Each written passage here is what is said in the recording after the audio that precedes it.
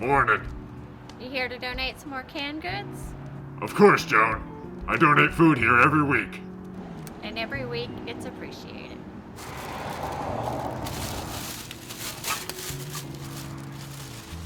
So how have you been? Life treating you okay? Yep. Are you sure? You can be really hard to read sometimes. I'm sure.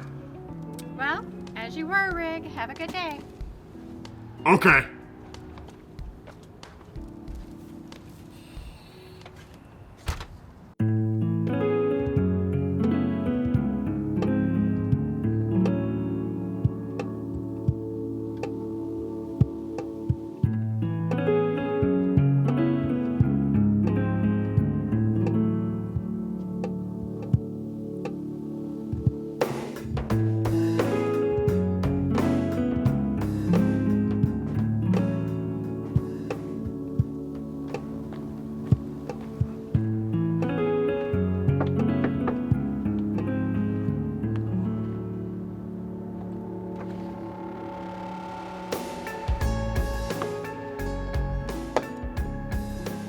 Hey there, Rig. Top of the morning to you. Hi, Mr. Acker. Here's Cuddles. If you don't mind, take him around one extra lap this time. I need him worn out for the game. Will do.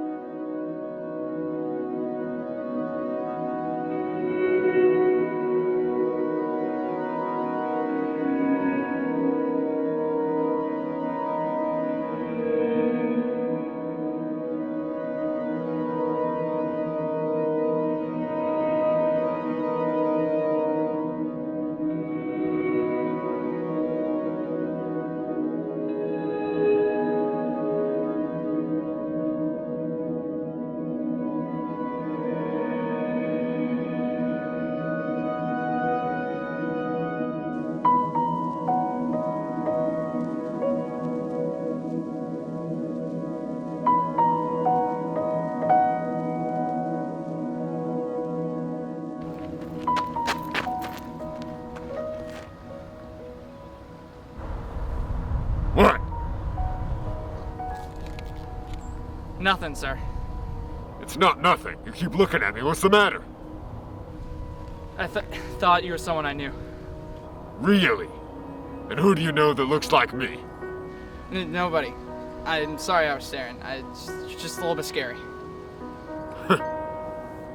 Nice to have some honesty for once. Sit down. Okay. You don't have to, it's just an offer. I'm not gonna eat you if you refuse.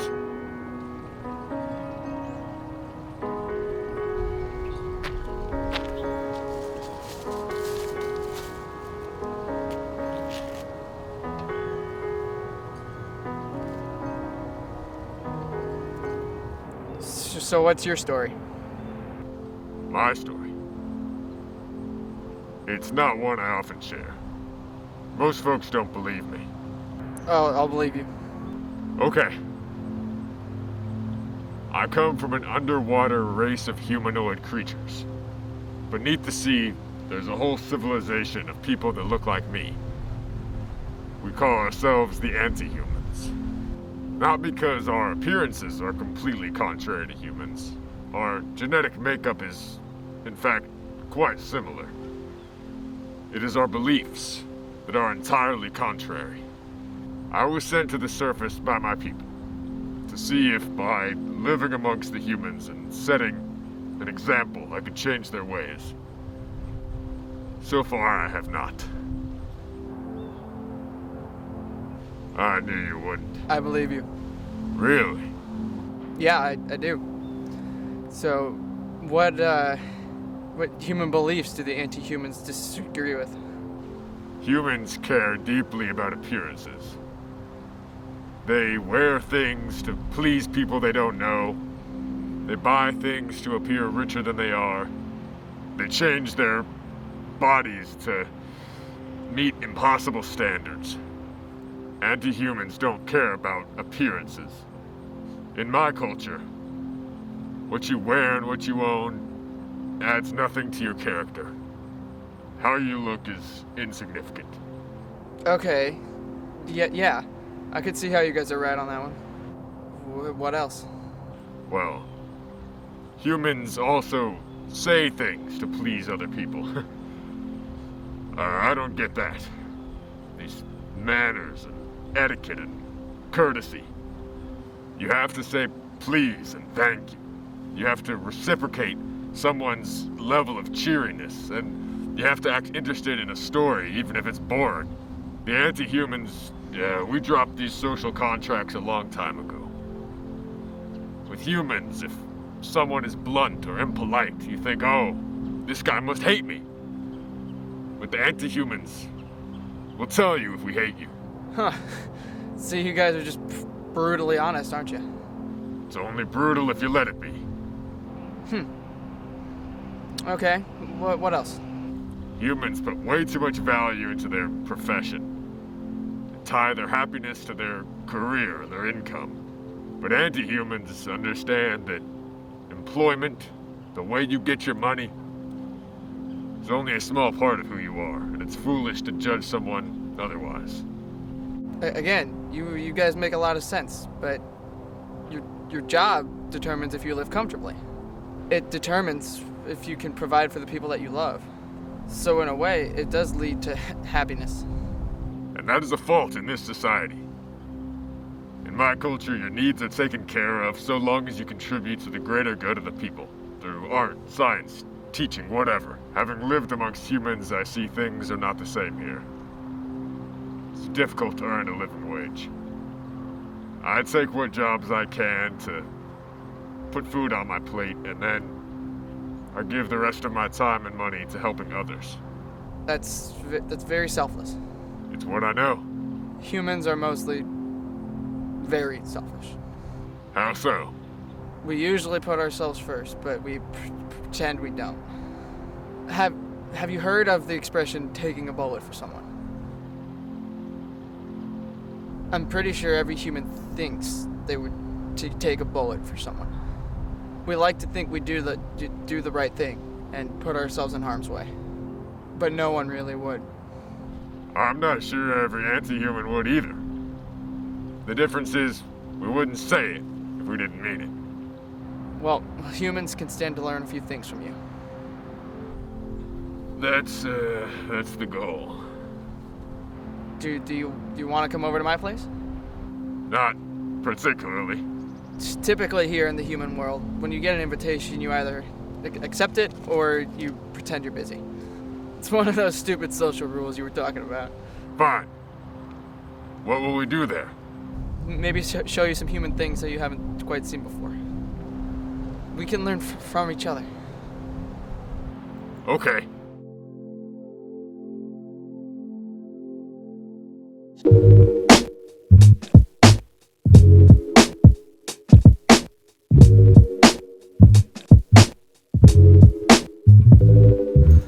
My name's Benjamin, by the way. Okay. What's your name? Is that short for some sort of ancient secret underwater organization or something? No, just rig. Okay.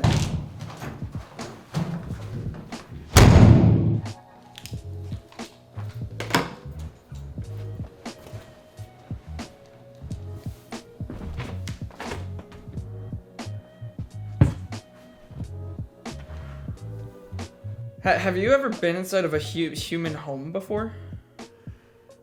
Not many, but a few. They're kind of like stores, but with less things. Yeah. Have you ever seen a TV before? Yeah, I'm not stupid. Well, I just wasn't sure if... Before you try to tell me what a toilet is or explain the concept of a bed, just know I've seen it all and I've heard it all. If it exists outside of your apartment, odds are I know what it is. Do you own a phone? No. Any electronics? No. Then I think there's one more thing you haven't truly seen.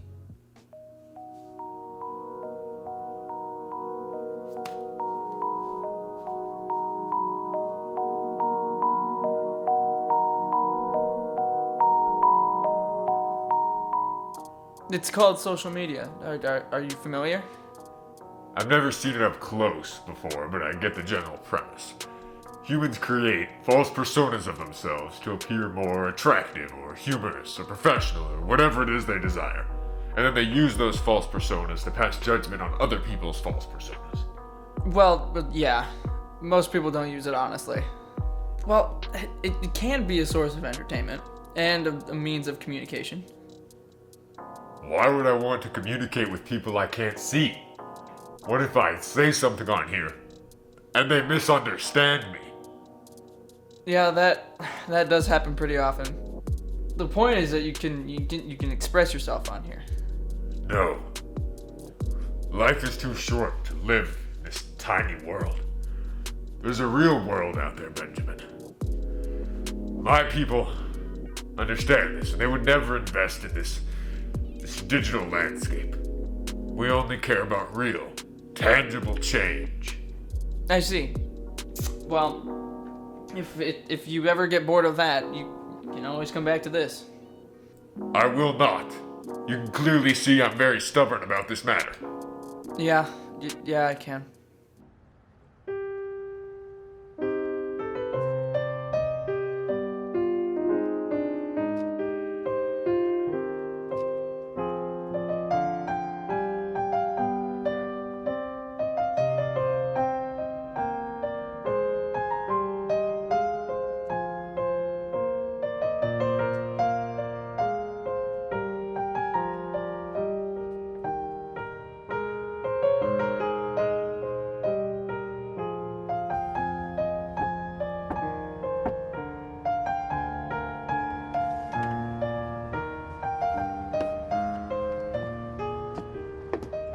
Hello?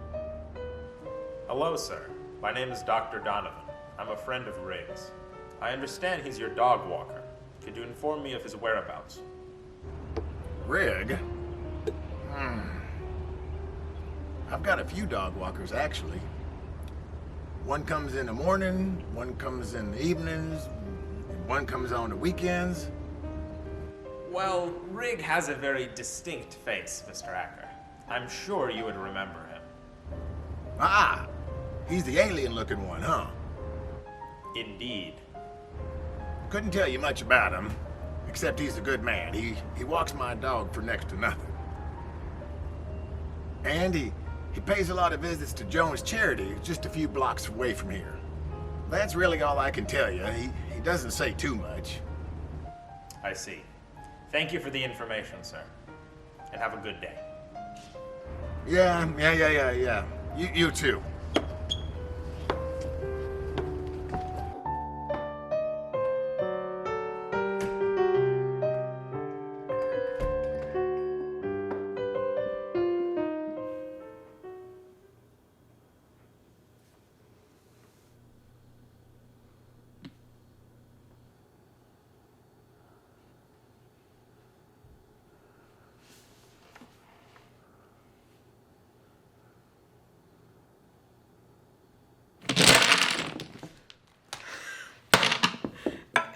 And I just won. Okay. What? Are you mad that I won? No. Why would I be mad? Because I won and you didn't? I don't really care. Huh. Usually when humans lose, they get mad and they want to play again so they can get revenge. Anger is a wasted emotion. And revenge just leads to more needless anger. The Antihumans realized this long ago. Resentment is unproductive. Yeah, I suppose it is. But some humans have learned this lesson. There's a Buddhist proverb. It goes, holding on to anger is like drinking poison and expecting the other person to die. Pretty sure I saw that on a t-shirt.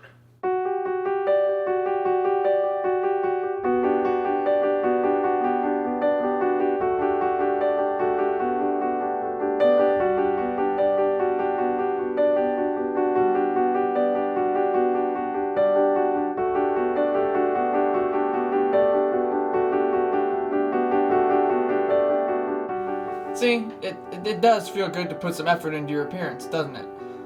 No!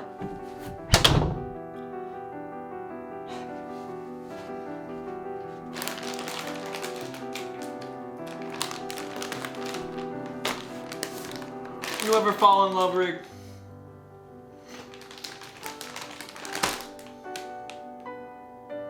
No.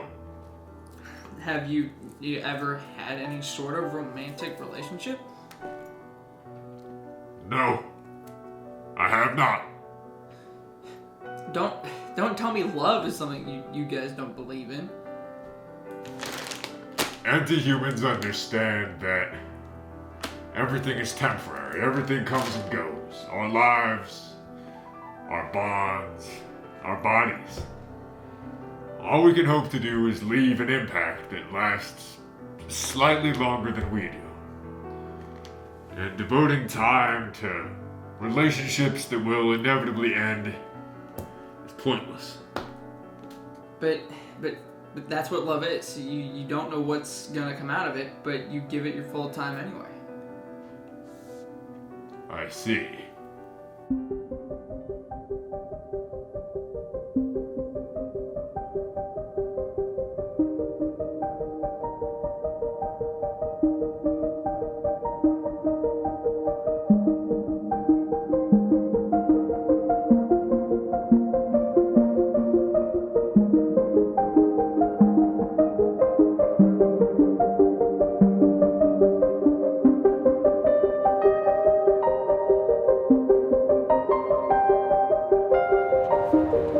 Hi there.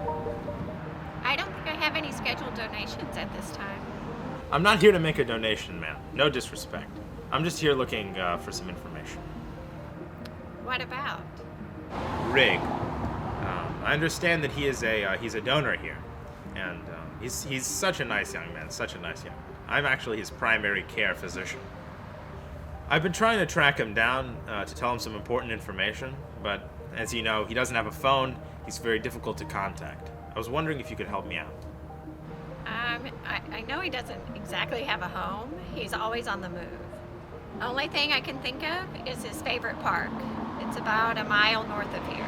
He goes there when he has some free time.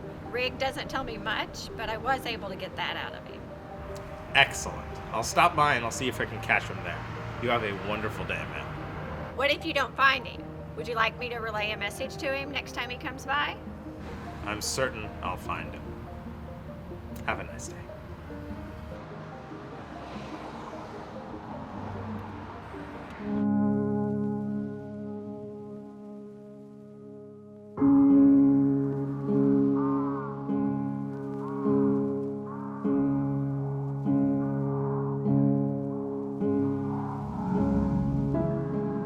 Do you believe in an afterlife? Now look who's asking the questions. I've been saying everything I believe, but haven't given you a chance to do the same. I guess I'm learning to be courteous. Well, some humans think you get reborn. Others think you go to a better place, or depending on how you lived your life, a worse place. But what do you think? I don't think we're meant to know. If we do know, then it wouldn't make life as much of a mystery as it is. And you prefer it to be a mystery? Yeah, I do. What do you think? My people don't have a firm stance on the afterlife, but I don't think it's completely fair for us to be eternally judged by what we do in our time on Earth. I agree with you there. One lifetime is not long enough to learn how to be perfect. It certainly is not. But life is long. We have time to learn many things. I've tried to pass on what I know to the humans, but I've ended up learning quite a lot from you. Like how to have a friend of sorts.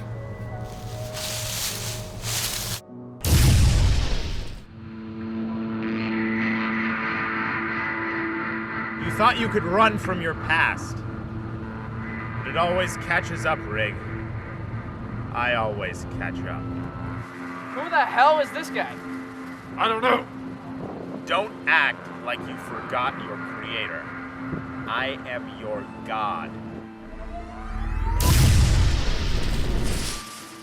How did you find me, Donovan? You could call it Father's intuition, Rig. But you leave a pretty obvious trail.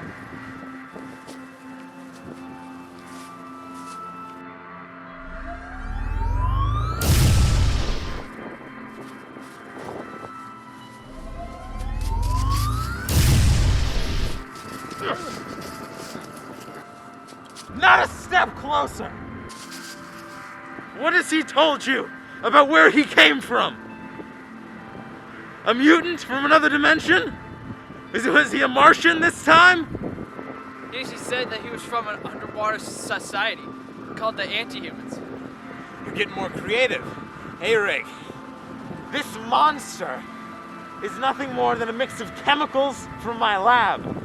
I made him to be a creature of great strength that would just do what I told him to. But then he escaped.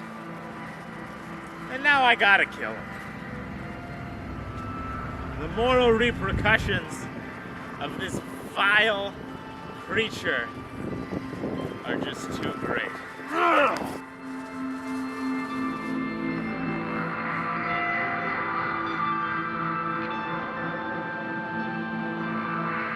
I lied, Benjamin. I made up the Antihumans. But everything I said about my beliefs, that's all true. For years in confinement, I observed this man. His evil tendencies, his selfishness, the way he put me through misery for his convenience. I decided I wanted to be the opposite of everything he was. The opposite of a human. So you made yourself an anti-human.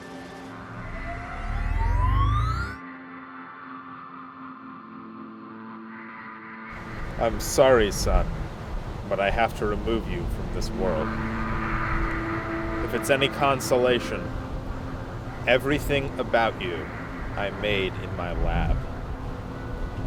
You were never alive to begin with.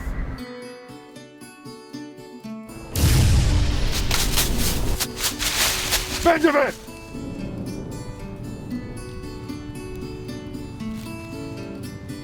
No! I see this young man bought into your self-sacrificial tendencies.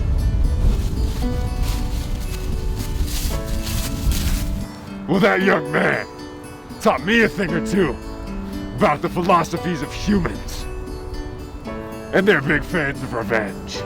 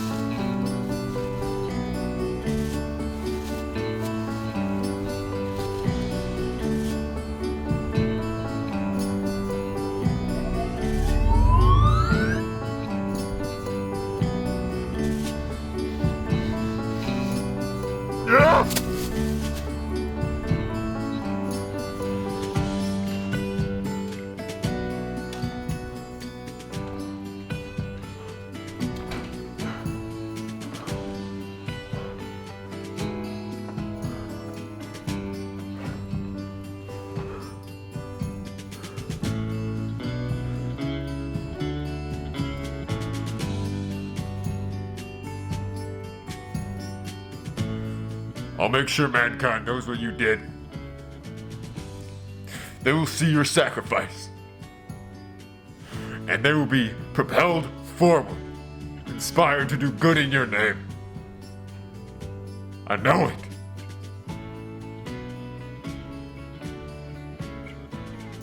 The other reason, the real reason that I made up the Antihumans is because I was lonely. I wanted to imagine I wasn't alone. And for the first time, Benjamin, with you, I didn't have to imagine. You made me feel like a human.